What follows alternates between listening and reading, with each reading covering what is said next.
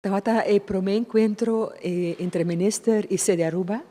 Y encuentro aquí para un encuentro entre gobierno, de veterano nanku ta cartera de minister y NGO Feld, que nos para ese. Então, é bonito de chetar que não somente nós podemos compartilhar o que é ponto de vista, o que é prioridade na coisa da Aruba também bem com e ministra a fazer a mesma coisa, mas também que nós sabemos que ambos que trabalham a mesma coisa, ambos também a participação é importante, gente é anciano, handicap, pessoa handicap, nós não podemos guardar de uma esquina e na mesita há chance digno para participar da nossa comunidade, da undinang, mas também que nós, por exemplo, o manejo para concretizar o beleid para a juventude, a nós por dar ajuda para facilitar, para trazer instâncias na junto, nós estamos a que nós podemos concluir que na niche nada da mesma direção e que nós também trabalhamos junto, ou nós também continuar a trabalhar junto e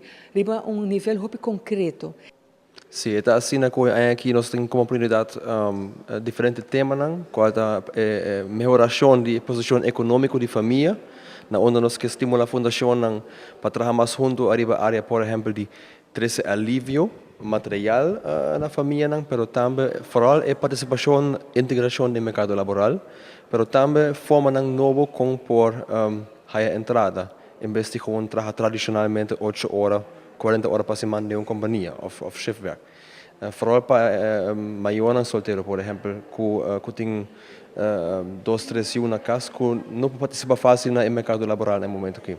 Nós temos como tema o sustento para maiores, para eigenlijk full trabalho que está assim, para sustentar maiores, está mais em relação com outro, mais adaptado a outro e está mais efetivo para maiores. Maiores por ajuda a caminhar, pero não mês hobby viaja não sabe bom como onde para acudir. Então esse é tema importante.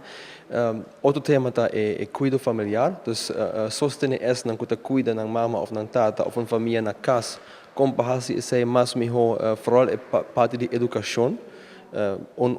Tema que é essencial é, por exemplo, a demência. As pessoas que têm sofrem de demência, para a família é difícil para andar com ele. Então, tem que dar uma sustentação aqui.